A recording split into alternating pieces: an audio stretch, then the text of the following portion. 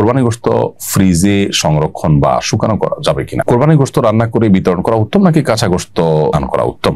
কোরবানি গোশত বন্টনের উত্তম পদ্ধতি কি? কোরবানির গোশত 3 ভাগে ভাগ করা আবশ্যক কি? শরীরদের কারো উপার্জন হারাম হলে কি সবার কোরবানি বাতিল হয়ে যাবে? কোরবানি পশু জবাইয়ের সময় দোয়া না জানলে কি করব? শুধু বিসমিল্লাহ বললেই হবে? কোরবানির আগ মুহূর্তে তিনি তালিকা পড়ে নেন, এটা জরুরি কিনা? কোরবানি পশুর পেটে কোরবানির আগে বা পরে বাচ্চা পাওয়া গেলে বিধান কি? কোরবানি গরুতে আকিকার ভাগ দেওয়া যাবে কিনা? অসুস্থ, অপুষ্ট বা অঙ্গহানি ঘটেছে এমন পশু দিয়ে কোরবানি করা যাবে কিনা? কোরবানি পশু যদি জবাইয়ের আগে হারিয়ে যায় কিংবা চুরি হয়ে যায় তাহলে করণীয় কি?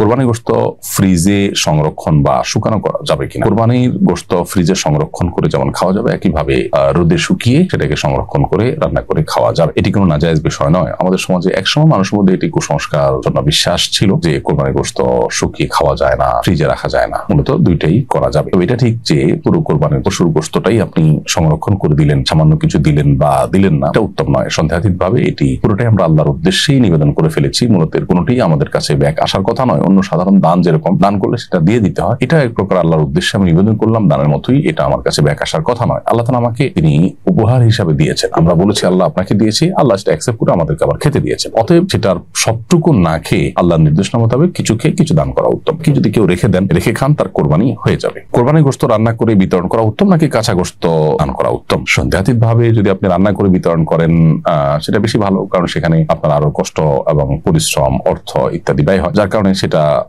উত্তম। এই জন্য হাফিজ ইবনুল কাইয়িম রাহিমাহুল্লাহ আকিকার গোশত এটাকে রান্না করে খাওয়া উত্তম বলেছেন। কোরবানি গোশতের বিধানের ক্ষেত্রেও একই, রান্না করে খাওয়া উত্তম। তবে কাঁচা গোশত দিলে অনেক সময় দেখা যায় যে গরিব তার সুবিধা মতো রান্না করে খেতে পারেন। এটা আসলে অনেকটাই অবস্থার উপর নির্ভর করে। ব্যক্তিকে কাঁচা গোশত দিলে যদি তার উপকার বেশি হয় তাহলে তাকে কাঁচা গোশত দিবে, আর কাউকে রান্না করা গোশত দিলে যদি তার উপকার বেশি হয়, যেমন একজন ব্যাচেলর রান্না করার ব্যবস্থা নেই থাকে, তাহলে রান্না করা গোশত দেওয়াটাই উত্তম হবে। অর্থাৎ পুরো বিষয়টা অবস্থার উপর ভ্যারি করে। কাউকে কাঁচা দিলে একটু বেশি দিবেন, রান্না করা দিলে হয়তো এতটা দিবেন না। তাহলে তার জন্য বেশি পাওয়াটা যদি অধিকতর উপযোগী হয় তাহলে সেক্ষেত্রে তার জন্য কাঁচা দেওয়া উত্তম। এটা নির্ভর করে পরিস্থিতির উপরে। কোরবানি গোশত বন্টনের উত্তম পদ্ধতি কি? কোরবানির গোশত 3 ভাগে ভাগ করা আবশ্যক কিনা? উত্তর হলো 3 ভাগে ভাগ করা আবশ্যক নয়, তবে 3 ভাগে ভাগ করা মুস্তাহাব বা উত্তম। একটা হলো এক অংশ নিজে খাওয়া, আরেক অংশ বন্ধু বান্ধব আত্মীয় স্বজনকে দেওয়া, আরেক অংশ অসহায় গরিব মানুষদেরকে দেওয়া। কোরআন কারীমে আল্লাহ তাআলা একাধিক জায়গায় সে বিষয়ে আমাদেরকে নির্দেশনা দিয়েছেন। ফাকুলু মিনহা ওয়াত'আমুল কানিআ ওয়াল মু'তাররা। কোরবানির পশুর গোশত তোমরা নিজেরা খাও, যারা তুষ্ট, কারো কাছে চায় না, আছে তারা, তারপরও তাদেরকে দিলে, পাড়া প্রতিবেশী, বন্ধু বান্ধব আত্মীয় স্বজন, আর যারা অভাবী, দুস্থ, অসহায়, তাদেরকে দিলে। এই 3 ভাবে কোরবানি গোশতকে ভাগ করা, বন্টন করা বা ব্যবহার করার জন্য আল্লাহ তাআলা আমাদেরকে নির্দেশনা দিয়েছেন। তো এই নির্দেশনা মানাটাকে ফরজ বা ওয়াজিব কোনো ফকিহ বলেন না। মুস্তাহাব পর্যায়ের, অর্থাৎ 3 ভাগে ভাগ করতে পারলে উত্তম, কিন্তু হুবহু ভাগ করা বা 3 ভাগই আবশ্যিকভাবে করা এটা জরুরি না। যদি কম বেশি হয় তাতে সমস্যা নেই, উত্তম হয় 3 ভাগে ভাগ করতে পারলে। শরীরদের কারো উপার্জন হারাম হলে কি সবার কোরবানি বাতিল হয়ে যাবে? শরীরদের মধ্যে থেকে কেউ একজন হারাম উপার্জন থেকে যদি কোরবানি করেন তাহলে সেক্ষেত্রে তিনি হারাম উপার্জন থেকে কোরবানি করেছেন, সেজন্য কোরবানির সওয়াব থেকে বঞ্চিত হবেন। নবী করিম সাল্লাল্লাহু আলাইহি ওয়াসাল্লাম বলেছেন, ইন্নাল্লাহা তাইয়্যিবুন লা ইয়াকবালু ইল্লা তাইয়্যিবা। আল্লাহ তাআলা পবিত্র, পবিত্র ছাড়া কোনো কিছু গ্রহণ করেন না। অর্থাৎ হারাম কোনো কিছু দান করলে আল্লাহ তাআলা সেটা গ্রহণ করেন না। বিধায় হারাম টাকা দিয়ে কোরবানি করলে সেই কোরবানির সওয়াব তিনি আল্লাহর কাছে পাবেন না। তবে অন্য শরীক যারা আছেন সেই শরীকদের কোরবানি বিশুদ্ধ হয়ে যাবে, কারণ আল্লাহ তাআলা কোরআন কারীমে একাধিক জায়গায় বলেছেন, আল্লাহ তাযিরু ওয়াজরাতুন বিজরা উখরা। কারোর পাপের বোঝা অন্য কেউ বহন করবে না। তবে অন্যান্য শরীকরা জেনে শুনে হারাম উপার্জনকারী ব্যক্তিকে তাদের সাথে শরীক নেওয়া তাদের জন্য জায়েজ নয়, উচিত নয়। তাদের অজান্তে কেউ যদি হারাম উপার্জনকারী তাদের সাথে শরীক হয়ে যান তাতে তাদের কোরবানির অসুবিধা হবে না, অর্থাৎ তাদের কোরবানি হয়ে যাবে ইনশাআল্লাহ তাআলা। কোরবানির পশু জবাইয়ের সময় দোয়া না জানলে কি করব? শুধু বিসমিল্লাহ বললেই হবে? উত্তর হলো হ্যাঁ, শুধু বিসমিল্লাহ বলে জবাই করলে হয়ে যাবে। তবে বিসমিল্লাহর সাথে বিসমিল্লাহি আল্লাহু আকবার বললে বেশি উত্তম। এটুকু করলে পশু জবাই হয়ে যাবে এবং কোরবানি নিয়ত করে এটুকু বলে জবাই করলে কোরবানিও আদায় হয়ে যাবে। এক্ষেত্রে বাকি যে দোয়াগুলো আছে, আল্লাহুম্মা মিনকা ওয়ালাক, আল্লাহুম্মা তাকাব্বালহু মিন্নি, অথবা আল্লাহুম্মা তাকাব্বালহু মিন অমুক অমুক, আল্লাহ অমুক অমুকের তরফ থেকে কবুল করে নিন, এরকম কোনো কিছু না বললেও কোরবানি বিশুদ্ধ হয়ে যাবে। অতএব বিসমিল্লাহ আল্লাহু আকবার তো আমরা সব মুসলমানই জানি, আলহামদুলিল্লাহ। এটুকু পড়ে কোরবানি নিয়তে পশু জবাই করে ফেললে কোরবানি বিশুদ্ধ হয়ে যাবে। আমাদের এলাকায় গরু কোরবানির সময় ইমাম সাহেবের হাতে শরীকদের নামের তালিকা দেওয়া হয়। কোরবানির আগ মুহূর্তে তিনি তালিকা পড়ে নেন, এটা জরুরি কিনা? উত্তর হলো এটা জরুরি নয়, তবে তাদের নামগুলো উল্লেখ করে যদি বলা হয়, আল্লাহ অমুক অমুক অমুক অমুক অমুকের ছেলে অমুক, অমুকের মেয়ে অমুক, এভাবে সবার নামগুলো উল্লেখ করে যদি বলা হয় যে তাদের সবার তরফ থেকে এই পশুটিকে আপনি কবুল করে নিন, কোরবানি হিসেবে এটা কবুল করে নিন, এরকম বলে যদি করা হয় সেটা উত্তম, কিন্তু এটা জরুরি না। কোরবানি পশুর পেটে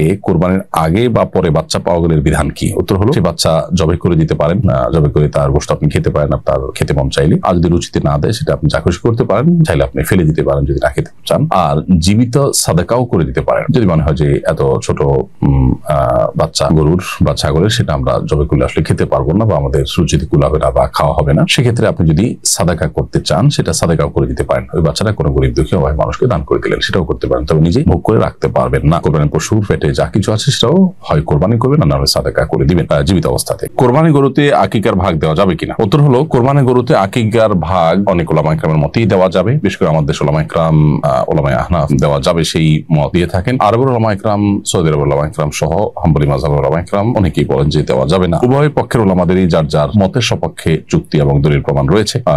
যারা মনে করেন দেওয়া যাবে, ওলামায়ে আহনাফ, তাদের যুক্তি এবং দলিল হলো যে কোরবানি এবং আকিকা একই টাইপের ইবাদত, সিধায় একটা গরুতে 7 জন ব্যক্তির তরফ থেকে কোরবানি যেহেতু যথেষ্ট হবে, অতএব তার কোন একটা ভাগ আকিকা হিসাবে যথেষ্ট হবে। ছেলে হলে যেহেতু 2টা ছাগল দিতে হয়, অতএব আকিকা গরুতে 2 ভাগ দিলে এক ছেলের তরফ থেকে আকিকা হিসাবে যথেষ্ট হবে, মেয়ে হলে 1 ভাগ দিলে আকিকার তরফ থেকে যথেষ্ট হবে। একই গরুতে কেউ কোরবানি করতে চাইলে সেটাও করতে পারে, এটা হলো ওলামা আহনাফের মত। কোরবানিদের সময় দেন তো আদায় হয়ে যাবে, এবারে কারো ভিন্ন মত নেই। তবে গরুতে একই গরুতে আকিকা কোরবানিকে মেশানো যাবে কিনা এটা নিয়ে ভিন্ন মত আছে। কেউ যদি ইখতিলাফের ঊর্ধ্বে উঠতে চান তাহলে সেক্ষেত্রে আলাদা আলাদা দিতে পারলেই ভালো। অসুস্থ, অপুষ্ট বা অঙ্গহানি ঘটেছে এমন পশু দিয়ে কোরবানি করা যাবে কিনা? এর উত্তর হলো, পশু যদি এত বেশি অসুস্থ হয় এবং এত বেশি অপুষ্ট হয় যে জবাইয়ের জায়গা পর্যন্ত, যেখানে বাধা আছে সেখান থেকে জবাই করার জন্য যে জায়গা, সেই জায়গা পর্যন্ত হেঁটে যেতে পারে না, এত দুর্বল যদি হয় তাহলে সেটা দিয়ে কোরবানি দিলে কোরবানি হবে না, এমনিতে জবাই করে গোশত খাওয়াতে যাবেই। আবার যে পশুর লেজ কিংবা কোনো অঙ্গ যেমন 1 কানের অর্ধেক বা তার বেশি কাটা আছে, তাহলে সেক্ষেত্রে সেই পশু দিয়ে কোরবানি দেওয়া জায়েজ নয়। যে পশু জন্মগত ভাবে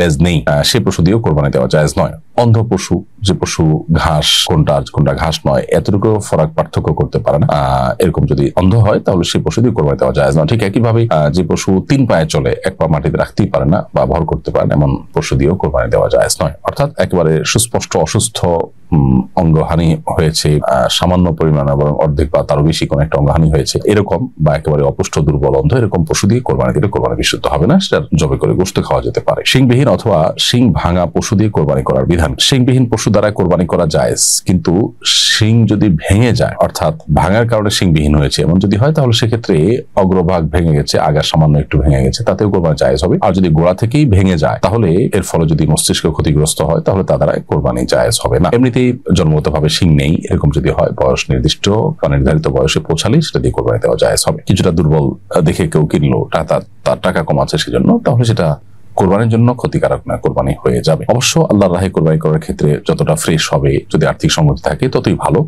এবং যত বেশি টাকা ব্যয় করবে আল্লাহর কাছে তার জন্য সওয়াব তিনি সেবার পাবেন।